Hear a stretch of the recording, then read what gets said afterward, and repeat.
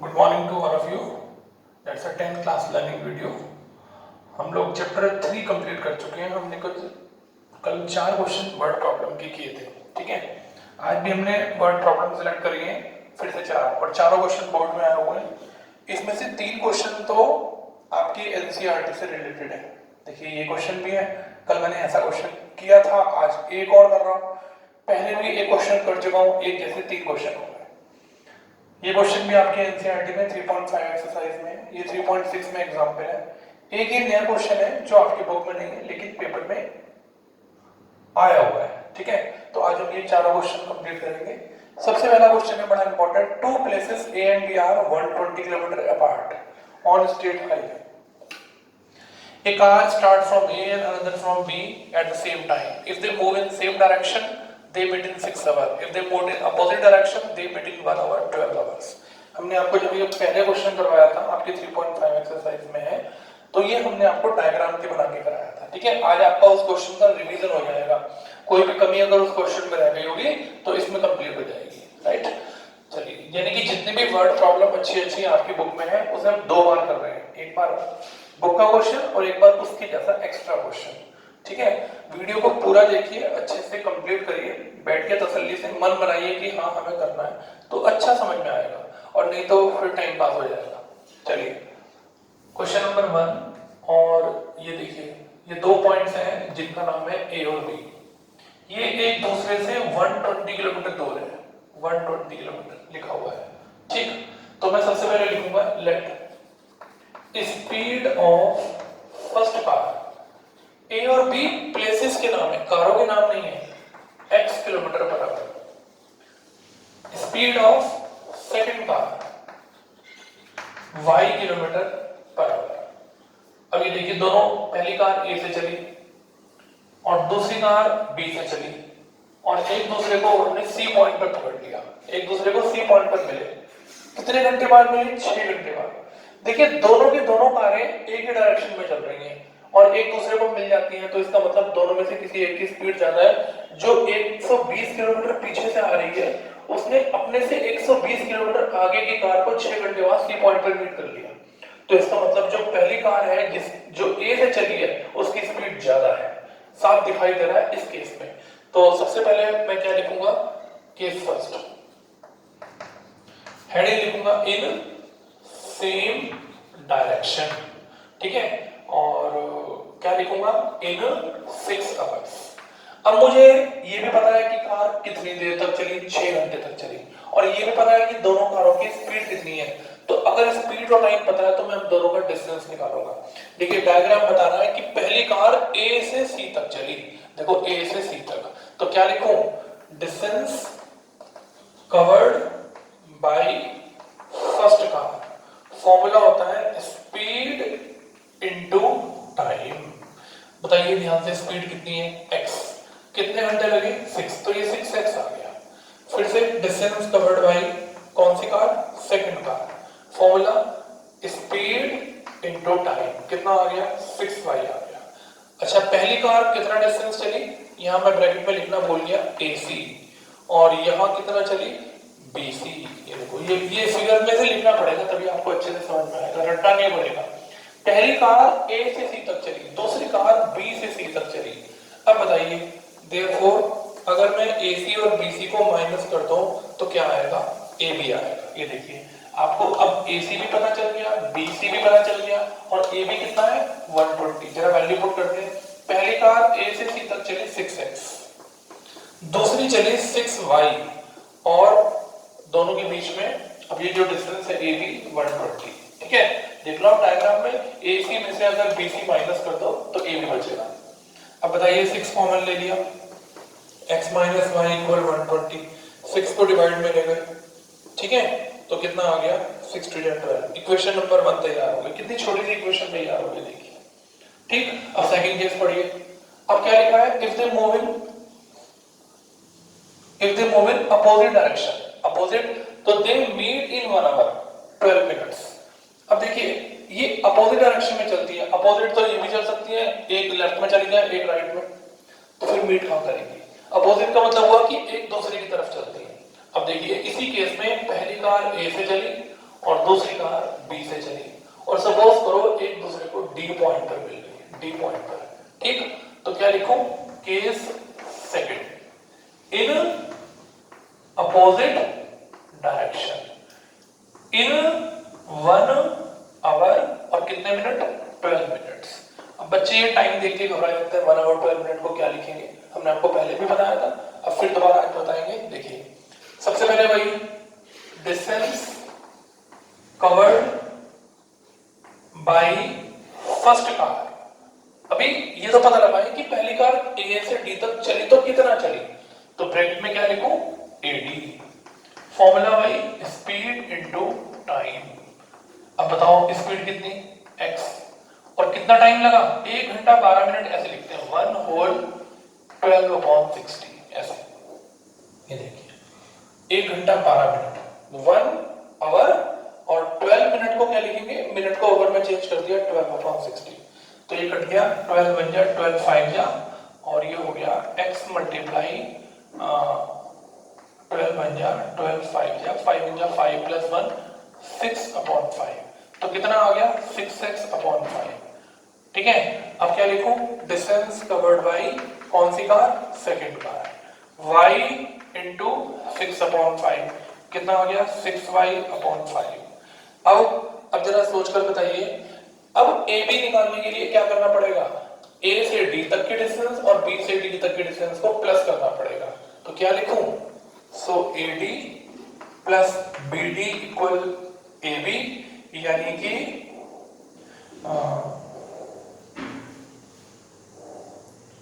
Plus करके आएगा 6x/5 plus 6y/5 equal 120। ये देखिए कुछ डिस्टेंस ए से बी की तरफ पहली कार चली, दूसरी बी से ए की तरफ चली, और दोनों ने बीच में कहीं जाकर एक दूसरे को डी पॉइंट पर मीट कर लिया। एक कार इधर से आ रही है, दूसरी उधर से, लेकिन कितने घंटे चली दोनों, 1 घंटा 12 मिनट।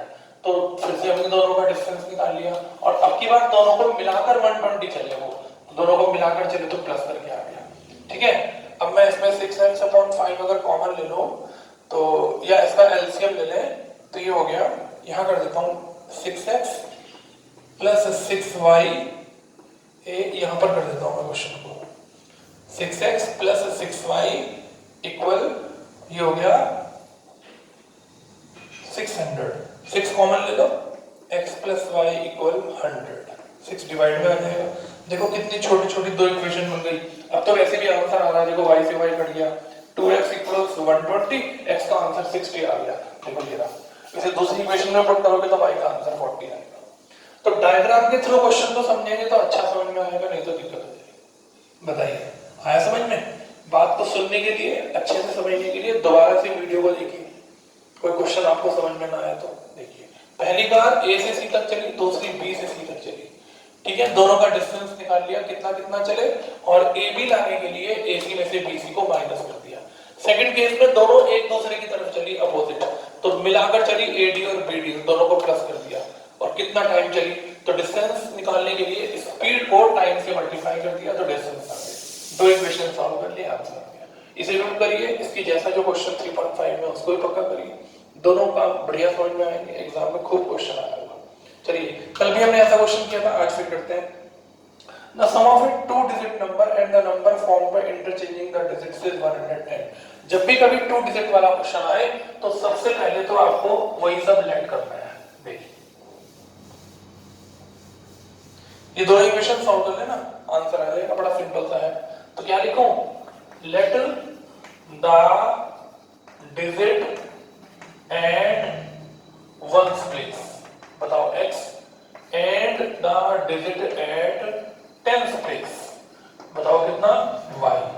सो ओरिजिनल नंबर, बताओ भाई ओरिजिनल नंबर में मैंने क्या बताया था कि जो वंस प्लेस पर होता है उसकी 1 से मल्टीप्लाई करते हैं, और जो टेंथ प्लेस पर होता है उसकी 10 से मल्टीप्लाई करते हैं।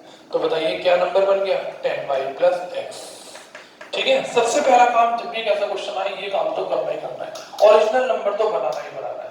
अब वो कह रहा है कि सम इस 2 डिजिट नंबर का और जो इंटरचेंज ओवर डिजिट्स बनेगी, वो जो रिवर्स करके नंबर आएगा, उन दोनों का सम 110 है।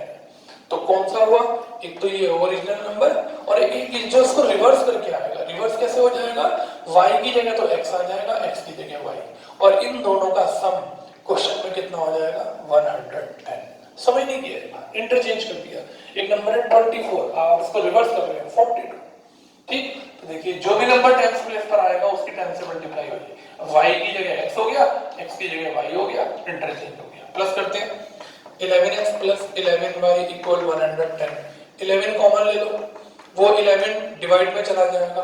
देखो कितनी छोटी सी इक्वेशन तैयार होगी और कितना आसान काम हो गया। चलिए सेकंड केस पढ़ते हैं। सेकंड केस में क्या लिखा है, if 10 is subtracted from the first number. First number, ये जो हमारा फर्स्ट ओरिजिनल नंबर आया था, इसमें से अगर हम क्या सब्ट्रैक्ट कर दें 10, ध्यान से समझो, 10 को सब्ट्रैक्ट करना है फ्रॉम द नंबर। अब एक नया नंबर आ गया, जब हम इसमें से 10 को माइनस कर देंगे नया नंबर आएगा। देखो फिर इंग्लिश में क्या लिखा, इज। ये देखो इज माने क्या हुआ, इक्वल। इज 4 मोर, 4 मोर का मतलब हुआ 4 प्लस 4 मोर। किससे 4 more, then 5 times the sum of the digits of the first number. 5 times the sum of the digits of the first number. ये रही डिजिट्स। ये देखो ये ओरिजिनल नंबर है और ये डिजिट्स हैं, तो डिजिट्स के सम के 5 टाइम्स से 4। ठीक है, पढ़ के सुनाओ। When 10 is subtracted from the first number, then the new number is 4 more than 5 times the sum of the digits. चलो मल्टीप्लाई करते हैं। 10y plus x minus 10, 5x plus 5y plus 4। अब जरा देखना, ये इधर आएगा तो माइनस का 4x हो गया, ये 5y इधर आएगा तो प्लस के 5y हो गया, और ये 10 उधर जाएगा तो 14 हो गया। कौन सी इक्वेशन हो गई, सेकंड। आप जल्दी से इन दोनों इक्वेशन को सॉल्व कर लीजिए, तो क्या होगा, आपका x y का आंसर आएगा। जब x y का आंसर आए तो इस ओरिजिनल नंबर में वैल्यू पुट कर देना। इतना काम तो आप जल्दी से कर लोगे। देखो इन दोनों इक्वेशन को बैलेंस करना है, यहाँ 4 है तो 4 से मल्टीप्लाई करना, ऐड करना, x कटेगा तो ये 9 और ये 40 कितना हो जाएगा, 54 6 आ गया। बिल्कुल सही आंसर आएगा हमारा 64, एकदम गलत। देखिए बोलिए, बात समझ में आ गई? ठीक है, तो इन दोनों इक्वेशन को बैलेंस करके सॉल्व कर लीजिएगा, कोई दिक्कत होगी बताइएगा। चलिए अगला क्वेश्चन चलते हैं। आपके एनसीईआरटी में ऐसा क्वेश्चन नहीं है, तो ये बड़ा इंपॉर्टेंट क्वेश्चन है, ध्यान से समझना। ये देखिए, पहले मैं ये वाला क्वेश्चन कर देता हूँ जिससे इस क्वेश्चन की मिडो की मेरी जगह बन जाएगी, फिर मैं ये वाला क्वेश्चन करूंगा। तो पहले मैं ये फोर्थ क्वेश्चन कर रहा हूँ। ये आपके एनसीईआरटी में 3.6 एक्सरसाइज का सेकंड क्वेश्चन का फर्स्ट पार्ट भी है और एग्जांपल भी है। तो ये दो क्वेश्चन आपकी एनसीईआरटी में देखिए क्या लिखा है, a boat goes 30 kilometre 2 kilometre upstream and 30 kilometre down, take 9 hour. जाना और वापस आना, अपस्ट्रीम और डाउनस्ट्रीम, इसे बोलते हैं जाना और आना। आने और जाने में एक बोट को 9 घंटे लगे। दूसरे केस में अगर इतना इतना चला तो 9 घंटे, यहाँ भी 9 घंटे, यहाँ भी 9 घंटे।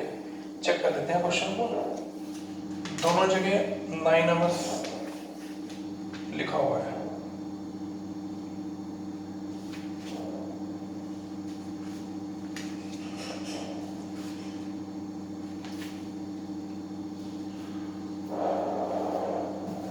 दोनों जगह 9 आवर्स आ रहा है, कोई ये मिस्टेक ना हो गई हो, इस चीज को चेक कर लेते हैं। यहाँ 7 आवर्स है, सॉरी इट टेक्स 7 आवर्स, और दूसरे केस में 9 आवर्स। 40 और 48 और 32 और 30। अब ठीक है, चलिए क्वेश्चन कंप्लीट करते हैं, फिर जगह को मिटा देंगे तो ये क्वेश्चन यहाँ पूरा आ जाएगा। तो मैंने आपसे क्या कहा था, याद करिए कि बोट और स्ट्रीम, तैरने वाले की स्पीड को पहले प्रायोरिटी देते हैं। ये इस क्वेश्चन का फंडा है, ठीक है।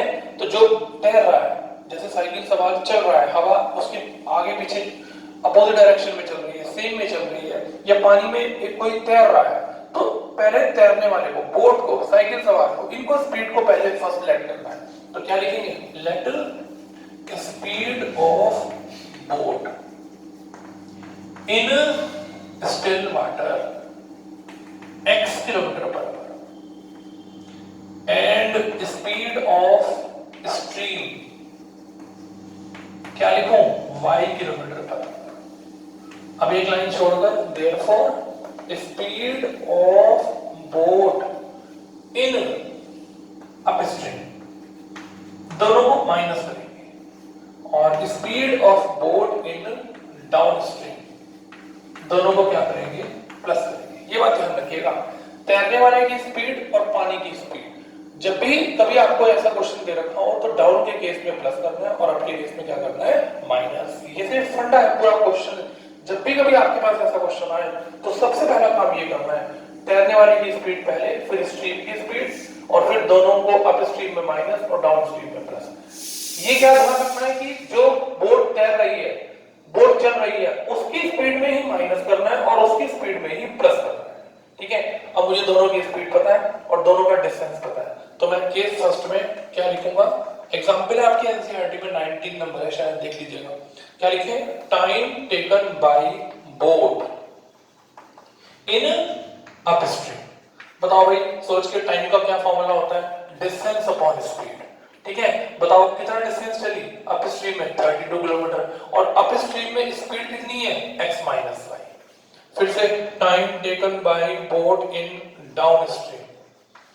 अब बताओ डिस्टेंस अपॉन स्पीड, बताओ डाउनस्ट्रीम में डिस्टेंस कितनी है, 30 किलोमीटर, और स्पीड कितनी है, x plus Y, 30 kilometre distance.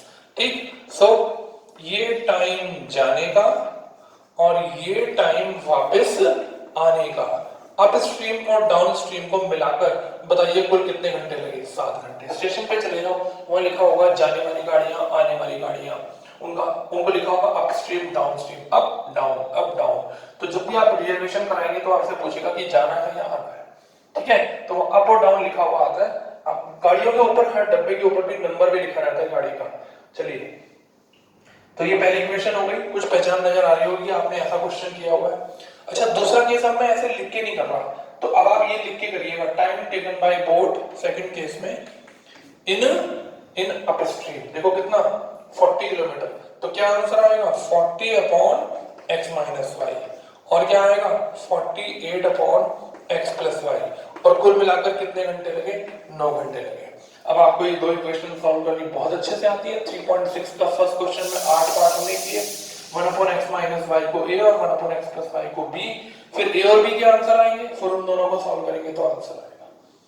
ठीक है, समझ में आ गया, तैरने वाले की स्पीड पहले और स्ट्रीम के बाद में, अप में दोनों को माइनस, बोट में अप डाउन में दोनों को प्लस। माइनस और प्लस करते समय जो बोट तैर रही है, चल रही है पानी में, उसे माइनस, उसमें से ही माइनस करेंगे, उसमें ही। अगर आप उल्टा कर देंगे तो आपका यहाँ आंसर माइनस में आ जाएगा, गलत आ जाएगा, लॉजिक ही गलत हो जाएगा, ये बात ध्यान रखना। ठीक है, चलिए नेक्स्ट क्वेश्चन में इनके आंसर लिखे हुए हैं 10 और 2। देखो, तैरने वाले की स्पीड ज्यादा है और स्ट्रीम की स्पीड कम है, हमेशा ऐसे ही रहेगा। अब एक क्वेश्चन बच गया, इसको करते हैं। ये भी अच्छा क्वेश्चन है, आपकी एनसीईआरटी में ऐसा क्वेश्चन नहीं है। ठीक है, ध्यान से समझिएगा। मोहन ने एक टेबल और एक चेयर सोल्ड करी है 1050 रुपए में। ठीक है,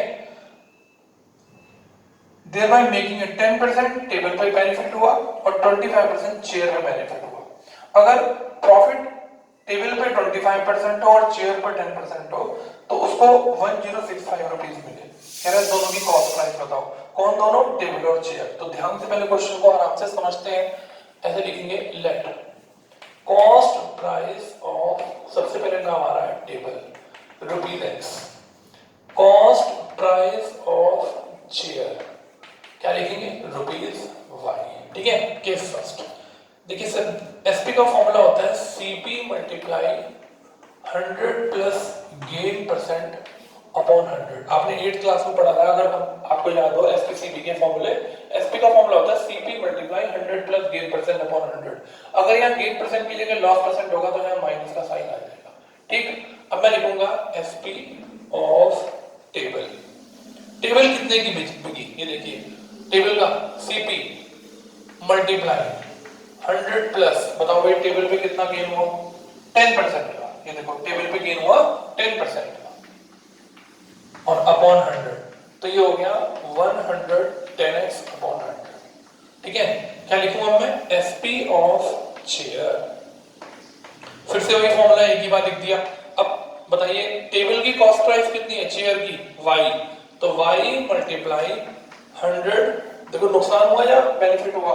प्रॉफिट हुआ। कितना परसेंट का बेनिफिट हुआ?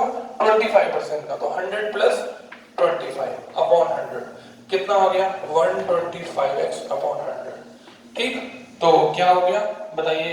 ये इतने रुपए की चेयर बिकी और इतने रुपए की टेबल बिकी। आपने दोनों का सेलिंग प्राइस मिला दिया और बताओ उस पे दोनों को बेचकर उसे कितने रुपए मिले? 1050। देखिए, ठीक है, आया समझ में? कुछ मुश्किल नहीं है, एसपीसीपी का क्वेश्चन है, फॉर्मूला एक बार लिख दिया और वैल्यू पुट करी। एक बार कॉस्ट प्राइस किसका? टेबल का, एक बार चेयर का। 10% बेनिफिट हुआ, प्रॉफिट हुआ टेबल पे और 25% प्रॉफिट हुआ किस पर? चेयर पर। और दोनों को मिलाकर दुकानदार को उसने जब बेचा तो कितने रुपए मिले उसे? तो दोनों के, ये टेबल इतने की बिकी और ये चेयर इतने की बिकी। ठीक है, और खरीदी कितने कितने की थी? x और y की, तो इतने रुपए उसको मिले। अच्छा, अगर मैं इसकी सेकंड इक्वेशन डायरेक्ट बनाऊं तो पहले आप इसको 100 से मल्टीप्लाई कर लीजिए। 110x एलसीएम ले लीजिए, 125y ऊपर नीचे काटने की बजाय ऐसे एलसीएम ले लीजिए। ये देखो आपकी पहली इक्वेशन तैयार हो गई। यहां मैं लिख देता हूं 110x प्लस 125y और 105000। बताइए अब क्या हुआ? अब एक्सचेंज हो गया, प्रॉफिट 25% टेबल पर हो गया और 10% इस पे हो गया। तो आप ऐसे ही लिखिएगा, ऐसे ही SP of table, SP of chair. तो अब ये एक्सचेंज हो गए, तो अब आपका आंसर आएगा 125x प्लस 110y इक्वल, अब कितने रुपए मिले उसको? 1065। और 100 से जब एलसीएम की क्रॉस मल्टीप्लाई करेंगे तो ये देखिए 106500। देखिए, बताइए बात समझ में आएगी? कोई जल्दी नहीं किसी बात की, अच्छे से देखिए। अब आप डायरेक्ट मत लिखना ऐसे जैसे मैंने लिखा। आप पहले दोनों का एसपी टेबल और चेयर का निकालना इस तरह से और दोनों को प्लस करके 1065 के इक्वल रख के एलसीएम। अब इस मेथड का नाम बताइए क्या है? एक बार एडिंग करेंगे और एक बार क्या करेंगे? सब्ट्रैक्टिंग। ठीक है, एक बार ऐड करिएगा, एक बार सब्ट्रैक्ट, दो नई छोटी छोटी इक्वेशन बनेंगी, उन्हें सॉल्व करिएगा, आपका आंसर आएगा। अब आपके लिए बड़ा आसान काम है, आप ये मेथड सीख चुके हैं और कोई दिक्कत आएगी तो बताइएगा। Chapter 4 with extra questions complete हो गया है, आप इसे कंप्लीट करिए। आज पूरा दिन इस पर काम करिए, फिर मैं आपको एक शीट भेजूंगा, उसे कंप्लीट करिएगा। ठीक है, थैंक यू वेरी मच। जरूर करना है, अच्छे से करना है, मन लगा के करना है, तभी समझ में आएगा। सभी क्वेश्चंस जो हमने डिस्कस किए सब बोर्ड में आए हुए हैं। God bless you.